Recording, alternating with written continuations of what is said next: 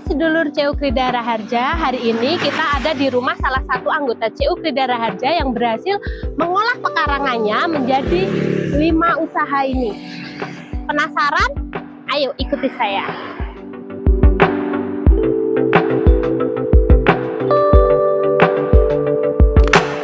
Halo Pak Wid, selamat pagi Pak Wid. Nah, Pak Wid, ini saya lihat ini kan banyak orang ya punya pekarangan, tetapi kan yang bisa memanfaatkan seperti ini kan tidak banyak. Nah ini Pak Wid, dimulai dari mana ini sebenarnya pemanfaatan pekarangannya ini? Apakah itu modal nekat atau ada mimpi besar di balik? Oh gitu. Bisa ceritakan Pak Wid. Baiklah, tapi tidak dalam-dalam ya, karena ada rahasianya juga. Oh iya. Okay. Jadi begini, yang pertama kali adalah kesadaran bahwa kita ini punya aset, dan aset itu adalah titipan Tuhan yang seringkali kita tidak menyadari itu. Nah, aset yang paling besar itu adalah aset keluarga, gitu. Nah, kita lihat aset keluarga yang ada, gitu. Kemudian kita coba petakan dan sebagainya, kalau kita gali dan gitu. Nah, hal yang paling menarik yang pernah saya pelajari itu dari Asset Based Community Development atau ABCD, dikenal seperti itu, adalah membangun satu usaha itu harus mulai dari menggali aset, gitu. Nah, setelah kita menggali aset atau disebut dalam tahap discovery, baru kita membangun mimpi. Dari aset yang ada, kita mau mimpi apa, gitu. Nah, itu disebut dengan tahapan dream. Kemudian setelah kita lakukan dream, lalu kita membuat perencanaan. Perencanaan itu dengan desain. Setelah kita rencanakan, terus kemudian maka kita lanjutkan dengan delivery. Delivery itu berarti kita melihat apa saja yang bisa diintegrasikan antara satu usaha satu dan yang lainnya, kekuatan satu dan kekuatan yang lainnya, begitu. Lalu kita membuat aksi nyatanya. Setelah itu kita masuk tahap yang terakhir adalah destiny. Destiny itu bagaimana supaya usaha ini berkelanjutan, gitu. Jangan sampai kegiatan ini ya hidup sebentar lalu meninggal, begitu. Nah. Berarti sebenarnya yang utama itu aset apa yang kita miliki, bukan dari modal ya Pak ya, karena kan kadang orang mau memulai sesuatu itu wah tidak ada modal. Nah ini ya betul. Jadi kita bukan mulai dari modal, tetapi yang utamanya adalah aset terbesar adalah manusia dan relasi. Bagaimana kita tahu bahwa Tuhan menciptakan orang itu sudah ada talentanya, kemudian mereka ada sekolah, pendidikan, ada berteman, berrelasi, berorganisasi. Nah, aset manusia ini adalah yang paling besar dan juga relasi yang dia miliki. Pak Wid, kalau tadi kan saya mendengar bahwa tahapan pertama dari ABCD itu discover. Ya. Nah, discover itu kan menemukan ya Pak Wid. Ya. Lalu apa yang pertama kali Pak Wid temukan di sini? Jadi tahap yang pertama adalah discover, itu menemukan aset. Aset yang paling besar adalah keluarga. Saya punya anak dan punya mantu. Nah, punya istri.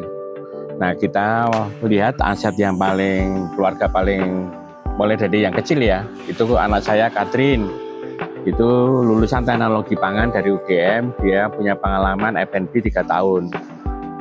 Nah, kemudian kakaknya lagi, Santi, itu lulusan dari desain interior ISI, dan dia jago untuk estetika, merancang supaya kelihatan cantik, orang merasa at home, kemudian furniturnya warna-warni dan sebagainya. Kemudian kakaknya lagi itu Widyo ini lulusan admi dan teknik industri dan pernah belajar desain di Jepang, di Thailand, dan dia lebih kepada mensupport adik dan kakaknya perempuan, gitu, untuk bagaimana usaha ini bisa berjalan sesuai dengan pengalaman dia karena dia punya usaha workshop sendiri. Kemudian kakaknya lagi Rosalina ini adalah lulusan ITB arsitektur, dan dia punya pengalaman di landscape dan beberapa bangunan-bangunan hotel di Bali dan di Jakarta dan beberapa tempat lainnya, termasuk membangun agrowisata gitu.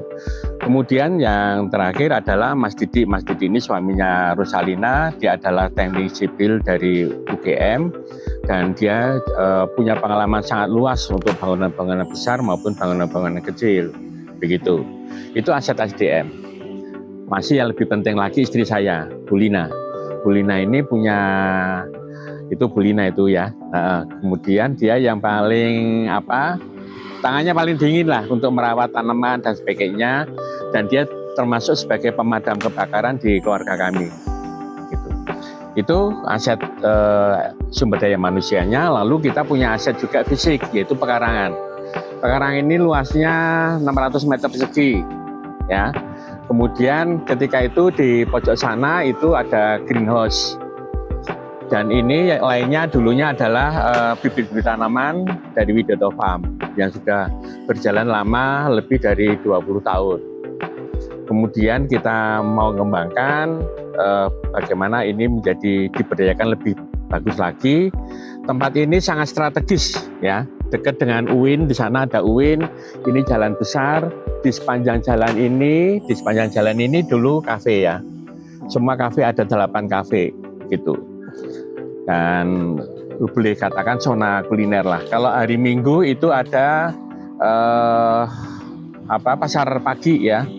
Ada pasar pagi. Kemudian setelah itu saya punya kolam.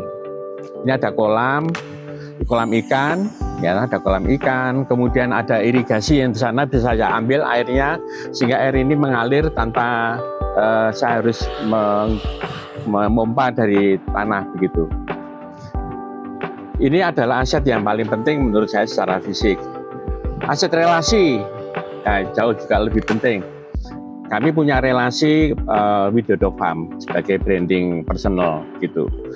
Kemudian sebagai mentor ABCD dan juga relasi dengan CU Kridara Harja, relasi dengan beberapa CU di bawah Puskop Cina juga. Nah, kemudian relasi juga dari anak-anak saya. Dia punya relasi dari teman-teman sekolah, teman-teman usahanya dan sebagainya untuk bisa dibawa kemari. Nah, kemudian kami juga punya relasi, punya aset spiritualitas dari keluarga, yaitu doa bareng, kemudian saling membantu, menolong, dan itu aset yang paling penting. Nah, bagaimana aset-aset itu bisa kita integrasikan untuk membangun satu mimpi, begitu. Jadi bukan modal utamanya, tetapi lebih kepada ini aset sumber daya manusianya jauh lebih penting. Begitu Mbak Norma. Oh iya, berarti kalau selama ini kita kadang merasa miskin itu salah ya Pak Widya, karena kita tidak menyadari bahwa sebenarnya pekarangan pun bisa menjadi aset kita. Ya, ya Pak, ya? Seringkali yang terjadi seperti itu. Orang merasa aku nggak punya apa-apa, begitu ya. Padahal sebenarnya dia punya apa-apa, tapi tidak pernah menyadari itu tadi. Jadi yang paling penting adalah bagaimana kita menyadari apa yang kita miliki yang sudah Tuhan titipkan pada kita.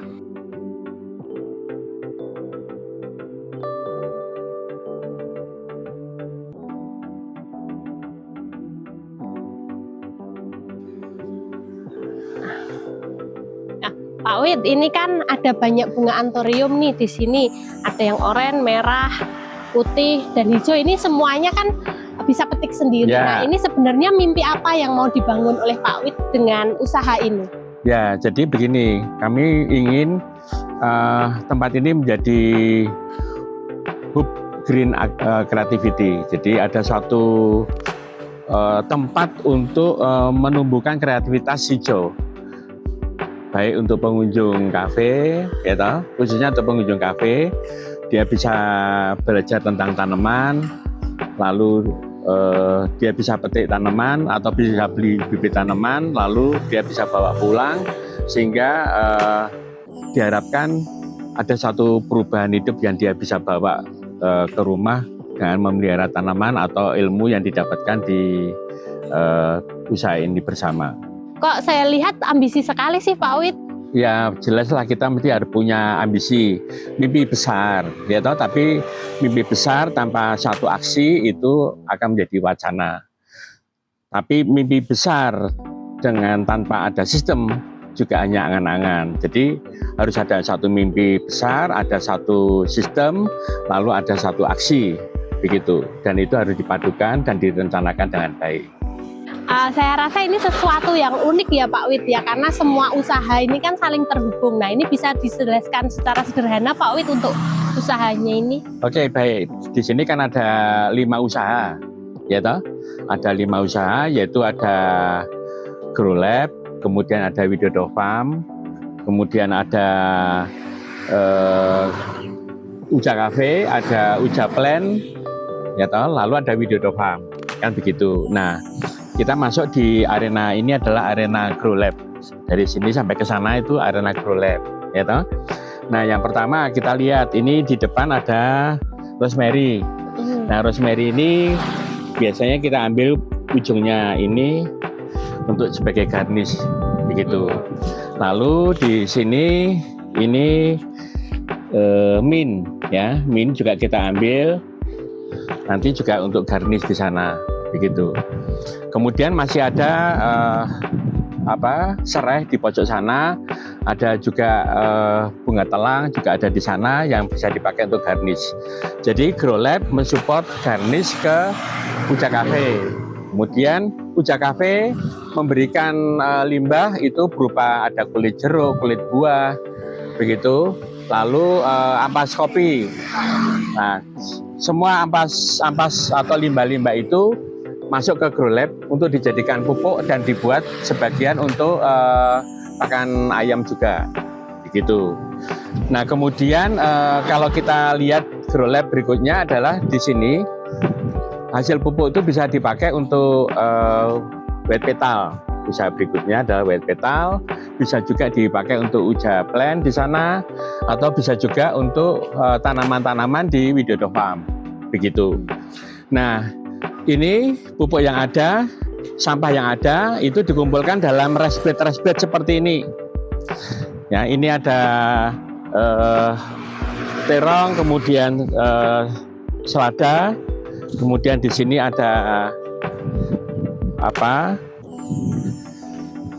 ini bayam Inggris, kemudian ini romen, kemudian ini lettuce. Ini juga lettuce plus sawi keris, ini sawi keris, gitu. Kemudian yang ini buncis ya, baby buncis gitu. Baby buncis yang terakhir ini adalah tomat. Ini masih kosong ya, belum dipakai gitu. Nah, pupuk-pupuk yang ada itu ini adalah pupuk-pupuk fermentasi. Sampah kita letakkan di sini sampah. Kemudian kita juga punya sampah dimasukkan ke kandang ayam, begitu. Nah, ini kalau mau bisa dilihat di sini. Ini sampah-sampah khusus untuk buah-buah, ya. Kalau kita ambil, maka bawahnya itu sudah terjadi pupuk yang bagus, ya, gitu. Kemudian kita juga punya kandang ayam untuk pengolahan sampah juga.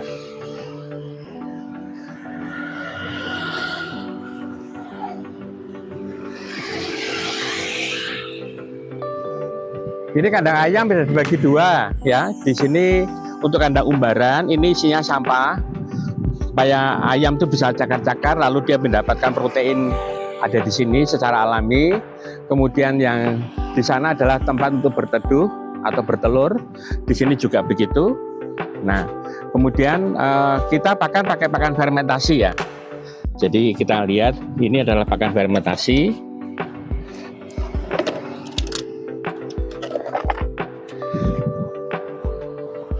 Ini baunya harum sekali, wangi, ya toh. Biasanya kita satu ayam itu kita hanya memberikan 100 gram per ekor per hari. Nah, ini biasanya kita mulai dari setengah ons gitu. Nanti berikutnya juga dikasih lagi setengah ons begitu. Kemudian kita kasih makan ayam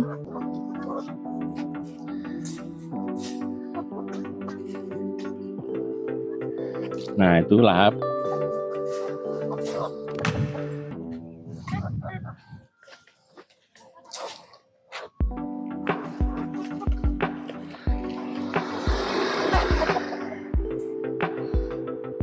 Nah, itu sampai di sini. Kemudian dari pupuk ini kita dari tempat umbara ini kita bisa panen pupuk juga. Pupuk nanti kembalikan untuk tanaman-tanaman ini, tanaman Widodendron, ada apokat, ada durian, begitu, dan ada tanaman lain, buah lainnya. Dan juga satu dengan yang lain itu saling terhubung dan saling terintegrasi dengan baik.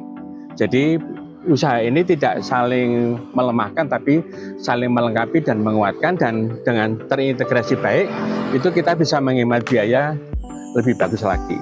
Begitu. Iya. Berarti ini benar-benar zero waste, artinya tidak menimbulkan limbah ya Pak Awid ya? Tidak hanya zero waste Mbak, tapi zero eco. Iya. Kok zero eco maksudnya? Ya, artinya tidak, masing-masing tadi ada grow lab, ada Widodendron, ada Uja Plant, ada White Petals, dan ada grow lab itu tidak saling menunjukkan ini aku yang paling untung, tidak. Tapi semua harus terintegrasi. Orang beli kopi, ya toh, lalu lihat tanaman, pengen beli tanaman. Tidak tahu cara menanam, dia akan bertanya budidayanya seperti apa. Iya. Begitu. Nah, dia akhirnya berani untuk beli tanaman dan bisa merawatnya, dan itu membuat satu perubahan hidup bagi konsumen yang datang. Nah, minuman selalu kita beri kuteja, kunyit, jahe, dan temulawak yang kita fermentasi. Ini 1 liter, ini kita kasih sekitar 10 cc. Nah, sudah, kemudian kita tutup.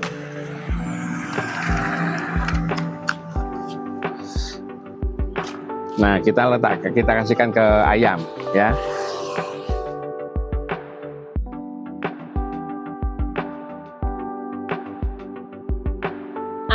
Pak Awid, ini kan kalau orang pada lihat semuanya itu bilangnya kan, lah itu kan ideal, susah untuk prakteknya, susah untuk memulainya. Ini apa yang mau dikatakan oleh Pak Awid? Ya, begini, memang mulai kalau langsung besar susah, modalnya juga gede, pikirannya juga gede. Apapun semua harus dipikirkan menjadi lebih besar. Tapi kita bisa mulai dari yang paling kecil. Walaupun usahanya banyak, tapi masing-masing kecil. Coba tadi lihat, saya pelihara ayam kan hanya 2 ekor sama 5 ekor, jadi total ada 8 ekor. Nah, lalu nursery, kami di nursery sana juga tempatnya kecil, hanya sekitar 50 meter saja. Kemudian di tempat yang di Uja Plant itu juga hanya sekitar 50 meter. Untuk grow lab kami juga menggunakan lahan hanya sekitar 100 meteran. Kopi kami juga sangat sederhana, jadi menunya juga hanya kopi dan pastry, tidak ada makanan berat dan sebagainya, begitu ya kan? Jadi kita mulai dari yang kecil. Kalau dari kecil itu kita bisa di trial, dievaluasi. Kalau memang pasarnya bagus dan kita sudah bisa mulai mapan, maka kita bisa mengembangkan, misalkan kopinya ditambah variasinya, kemudian makanannya tidak hanya pastry tapi dengan makanan-makanan yang lain, begitu. Lalu mungkin lahannya juga bisa diperluas, sebelah ini masih kosong. Siapa tahu bisa dibeli, kan begitu ya enggak? Jadi biarlah mulai dari apa yang ada, begitu. Saya kira itu Mbak Norma. Jadi harus berani memulai dari yang kecil, karena yang kecil ini bisa menumbuhkan kepercayaan yang besar. Itu tadi. Berarti tidak harus dimulai dari yang besar, tetapi dari yang kecil dulu ya Pak. Yang penting adalah membangun kepercayaan yang besar itu tadi, dari yang kecil. Oke Pak Awid, ini tadi sudah banyak penjelasan yang saya dengarkan. Nah ini masih ada satu lagi Pak Awid, supaya usaha ini tidak hanya viral tapi bertahan, itu tipsnya apa Pak Awid? Ya, usaha yang paling baik yang diharapkan semua orang adalah keberlanjutan ya. Bukan berdiri lalu beberapa bulan meninggal, begitu. Jadi yang dipentingkan adalah, yang kita jaga adalah hospitality, pelayanan yang ramah, supaya mereka merasa bahwa ini rumah dia. Itu yang paling penting. Lalu kopi, mereka datang beli kopi awalnya, tetapi dia juga bisa menjadi tertarik untuk belajar menanam, gitu. Kemudian ada kelas grow lab, itu bisa membawa suatu perubahan baru, di mana pekarangan-pekarangan dia yang dulu tidak diperhatikan menjadi diperhatikan. Kemudian yang terakhir adalah Widodo Farm. Mereka diharapkan membeli tanaman-tanaman buah, dan itu untuk keberlanjutan dia di dalam memelihara pekarangannya dia, begitu. Nah, kalau pelanggan merasa ini milik mereka, pasti usaha ini adalah bisa berlangsung dengan baik. Oke Pak Wid, kalau satu pesan untuk keluarga Indonesia, apa Pak Wid? Wah, ini agak susah, ini berat juga ini. Apa pesannya ya? Nah, pesan adalah jangan menunggu kita punya modal gede untuk melakukan usaha. Tapi kita mesti lihat apa yang kita miliki, yang Tuhan sudah titipkan kepada kita. Gitu. Setelah itu jangan lupa yang paling penting banget adalah menyatukan seluruh aset keluarga. Dan bangun sistem, bangun mimpi, lalu kita lakukan aksi. Jangan sampai mimpi itu berhenti di mimpi saja, tapi harus dilakukan dengan aksi. Dan setelah itu lakukan dengan saling hidup dan menghidupi usaha satu dengan yang lainnya. Karena dengan 600 lahan yang kecil ini, kita bisa menghidupi banyak jiwa. Ada karyawan, ada supplier, lalu ada konsumen yang secara tidak langsung dia terinspirasi dengan apa yang ada di sini. Dan mungkin juga Anda yang melihat video ini akan terinspirasi untuk memanfaatkan pekarangan dengan lebih baik.